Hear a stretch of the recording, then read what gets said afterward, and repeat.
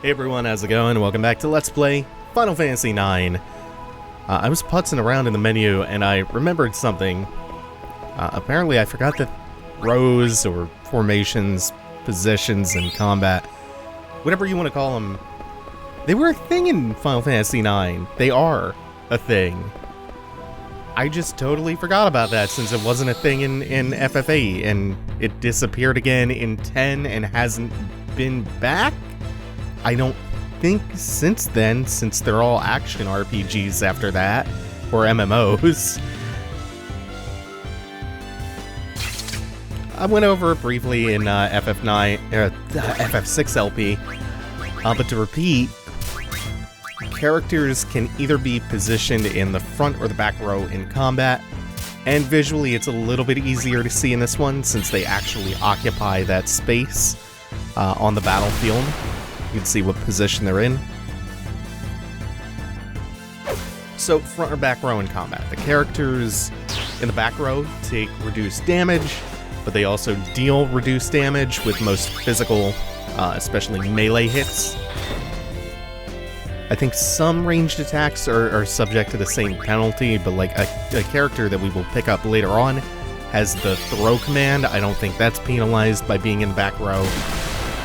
But characters like VIII especially are made for the back row, since they will take reduced damage and they're ranged magic users, so they will take just less damage without incurring any kind of penalty, unless we want to start swinging his staff around way more often. So we are in the midst of Alexandria's invasion of Bermesia, and it's looking mighty grim at this point. There's nobody but dead soldiers littering the ground. A lot of the buildings that we've come across are already razed to the ground. And this is... oh, we missed this before. And this is the home city of Freya.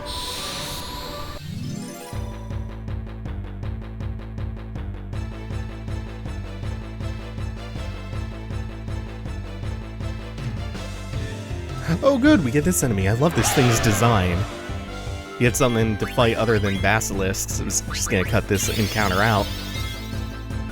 So we've heard Freya's theme a few times now. In fact, we're hearing a variation of Freya's theme in Bermesia. Obviously not the combat theme. We do have to watch ourselves. Oh, we only got a high potion from it. Not actually sure what the steel tables are. Still didn't look that up. I only know it for a couple of upcoming bosses. Can never eat them until they're weaker. If there's any blue magic that's especially essential, I'll probably just go back and grind for it off screen.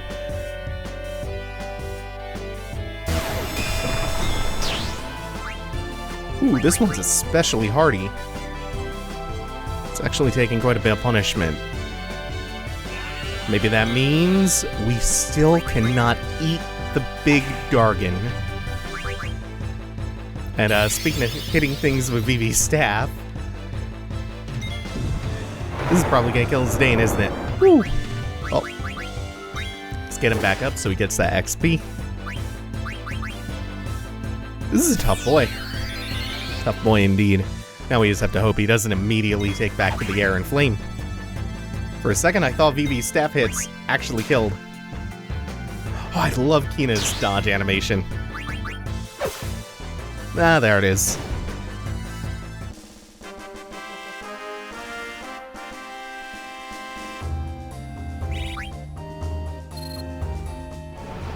So we heard a version of Freya's theme in Gizamaluk's Grotto. That was the background music for that area. And this would be our first leitmotif of Freya's theme here in Bermesia, acting as a very somber version of the city's theme. I believe the this kind of minor key melody is what we're hearing slowed down and used as like the focal point of the theme here. Just haunting and really melancholic.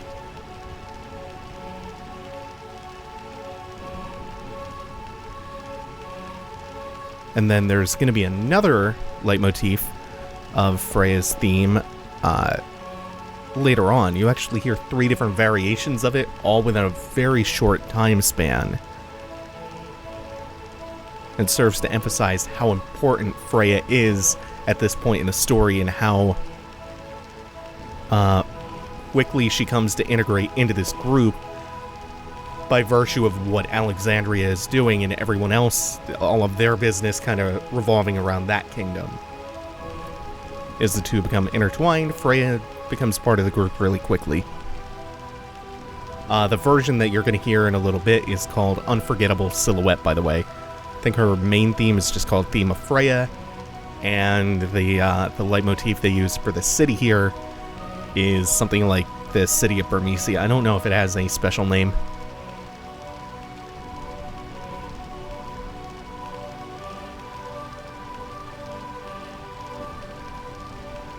So the city has been ravaged. It looks like everybody's just abandoning the place now. And nobody has seen the king. Nobody really knows what's going on with him. More dead, and everyone else appears to be evacuating. This guy in here, though, beneath the statue of, I think that's supposed to be Gizamaluk in its prime, or his prime. Not really sure exactly what Gizamaluk was supposed to be, other than that winged serpent creature. I don't know if they held it in reverence or if it was like a protector of the city that was just taken over by Zorn and Thorn. This Dane's being a good boy and rescuing that guy, though. Everyone's going to give Cal a hand and help him to evacuate the city. Where they are evacuating to is actually going to come up in a little while.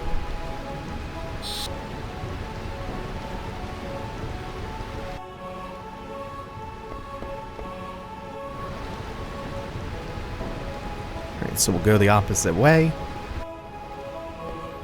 And no mimic there. No mimic there. So for the time being, no more mimics. We had the 2 of them last time. We'll just heal Zidane up. Finally kind of getting everyone up to speed. Up at level 10 now. There's a new mimic, though. Burmecia is the city of eternal rain and eternal mimics. Hopefully it doesn't summon another one of those magic vice thieves. But I think that might be the only thing it calls in. Yeah, that does appear to be the case. Was hoping it... I don't know if it would be better if it did call in a basilisk, to be honest. They're less annoying, but more dangerous. And the pink dragon enemy... that's also kind of a scary prospect.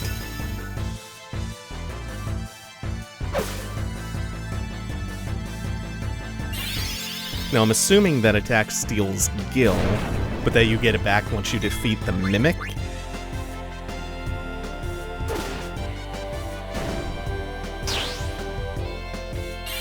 In any case, it's not the scariest prospect in the world. And I didn't even see her mug me, unless I just missed it and wasn't paying enough attention. And Freya's going to be our first to hit 11.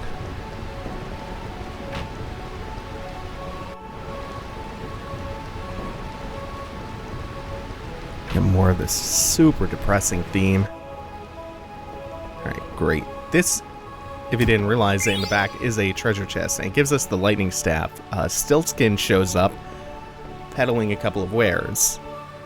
Soft high potion and an ether for 300 gil. It's not terrible, not by any means, and it'll keep Stiltskin fed for another week. And because there's no proper shop around, and you can't actually get back to Lindblom at this point in the game, not until much later. Like, you can't just go back through the grotto and then back through the Dragon Gate. You can go through the grotto, but you cannot get back to Lindblom proper. You can't take the trolley or the cab back up to the castle level. And because of that, you actually get a shop here. The Moogle is going to act as a shop. Using using Mognet. You can order your bullshit on Amazon and get free instant delivery. Inside here, we also get a weapon upgrade for Freya, since she joined the party only recently and hasn't had a chance to actually, come shopping with us. Since we got her. Ah, yes, that spell is great.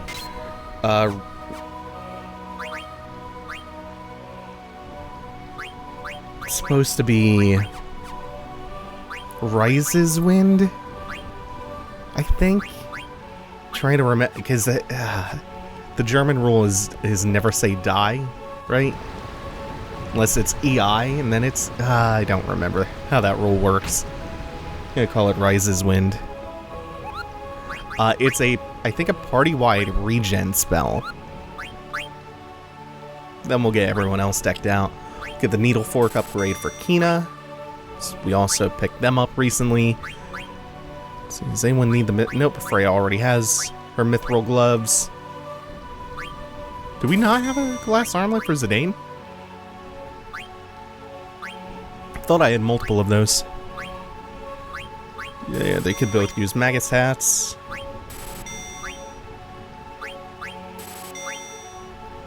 This is where it pays to have that nice windfall of early cash from doing the play in the beginning perfectly. You could get an additional windfall for winning the Festival of the Hunt with Zidane if you want. I don't really think it's necessary or worthwhile.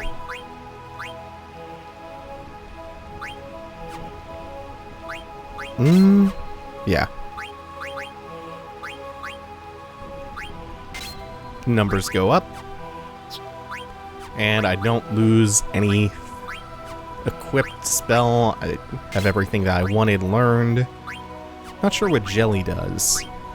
Don't remember. Oh, I can learn Slow from the Magus hat. And we'll put the Lightning Staff on him. That will give him temporary access to Thundara, and it will help him learn Thundara permanently once we get enough AP for that. That'll be nice later, not necessarily for the upcoming fight. I think we're good on all this. Cotton robe, silk shirt, nope.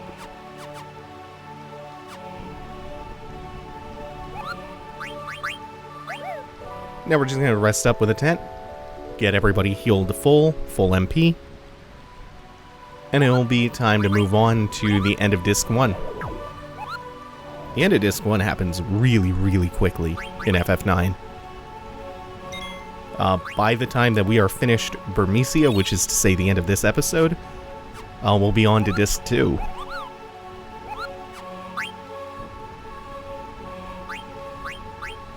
First, we got some stuff to manage. I don't normally show this, but it's a really important part of FF9. And I do want to make sure that I show all the menuing and all of this inventory stuff every now and then. Oh, prevents petrification. That's... Could have used that earlier. Not that the basilisks really gave me any major issues. It'll be handy. I might keep some of that around. God, I really like the equipment system in this game. Definitely gonna want to keep a couple of items with Jelly around, or at least learn it. Prioritize that. There's some annoying enemies later on that will inflict the petrification status. And not the slow petrification that the basilisks here do. Freya thinking that everybody else in the party is also a dragoon. By the way, she being the only left-handed party member, that makes her, on top of being, a dragoon, obviously, makes her a big homage to Cain.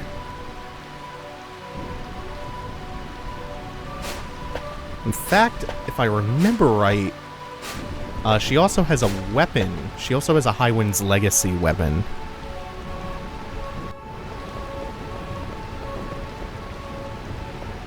Zidane, being sprightly enough, though, can keep up with her. Now, Beatrix. Yes, yes, yes. She showed up really briefly at the Queen's side opposite Steiner in the beginning of the game.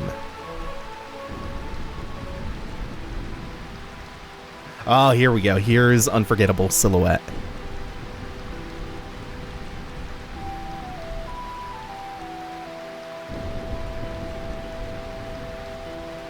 Whenever Freya has these flashbacks to her mentor, Sir Fratley.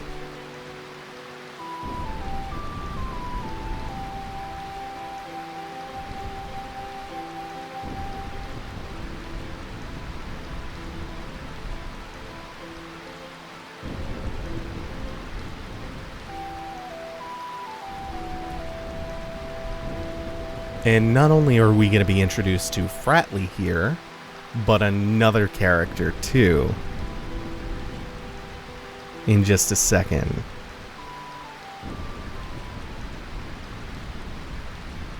In fact, he should be coming in right about now.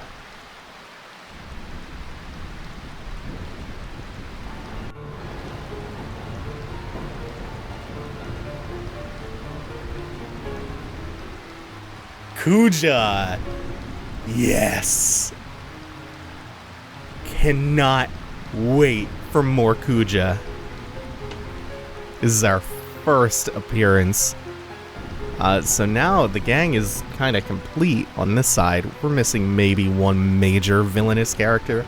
But we have Zorn and Thorn, we have Queen Braun, we have Beatrix, and now we have Kuja. The mage. The one behind the Black Mages of Alexandria. They're discussing where the Burmesians may have fled to after abandoning the city.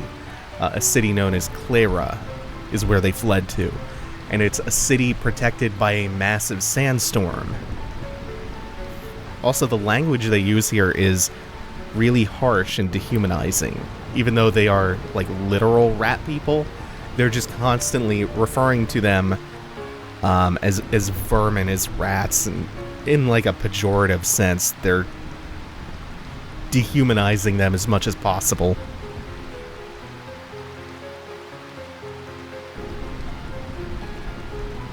And one lone Burmesian soldier shows up to confront all of them. To fight Beatrix. We heard a story about Beatrix earlier, that she slew 100 knights on her own. That she's merciless. She has no compassion. We've heard a little bit about Beatrix up to this point.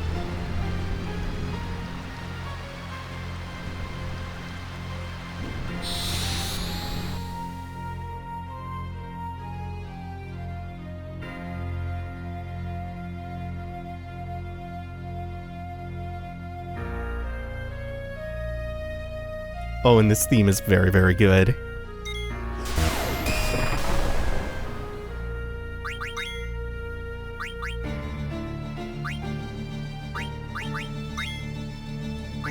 Her theme here is called Roses of May. And like most of the major character themes here, you'll hear some kind of leitmotif of it eventually. And it's called Something to Protect.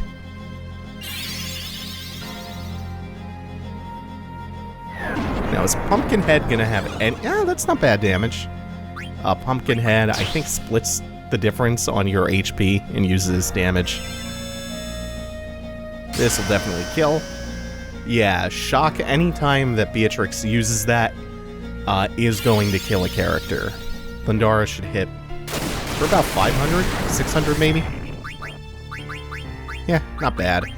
Beatrix, I think, has something like 3,600 health. And depleting it is not going to be our main goal. Stealing with Zidane is going to be... Damn it! is going to be our main goal.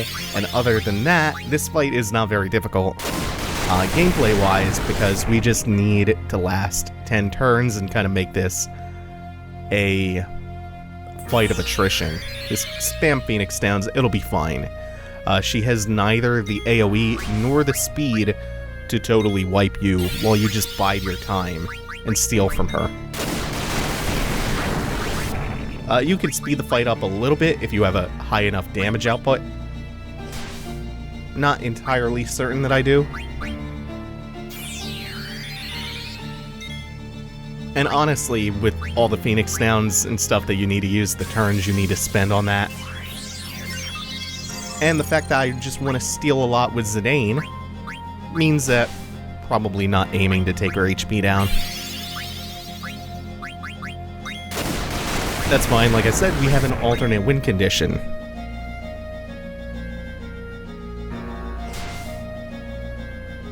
Well, I say win condition. She seems real strong.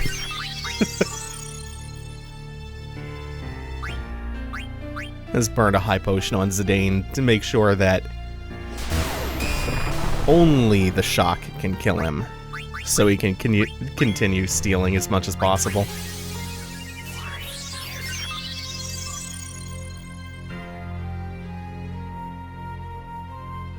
Oh good, everyone's gonna be up. Oh, we got one of our Phoenix Downs back. How nice. Is that Vivi again? Ah, no. Poor Freya.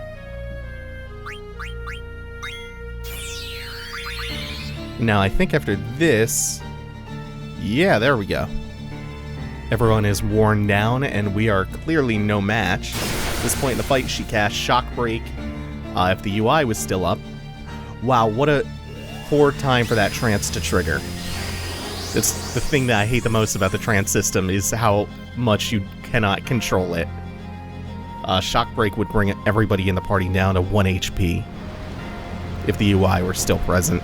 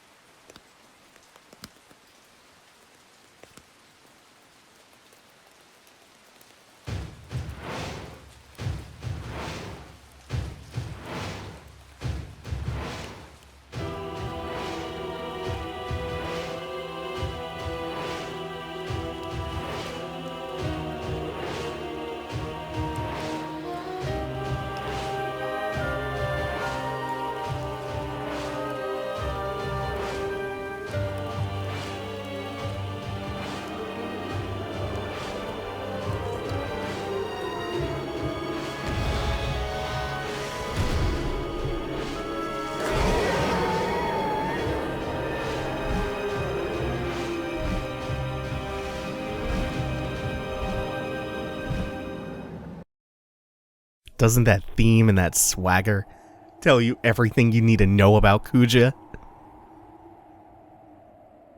And that note that we end Disc 1 on?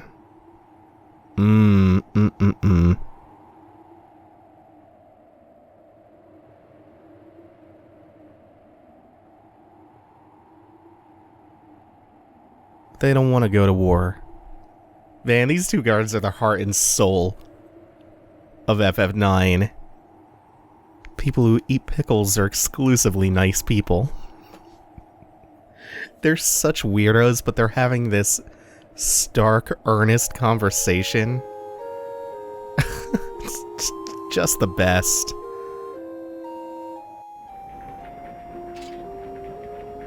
Thank you all for watching. Take it easy. Have a good one.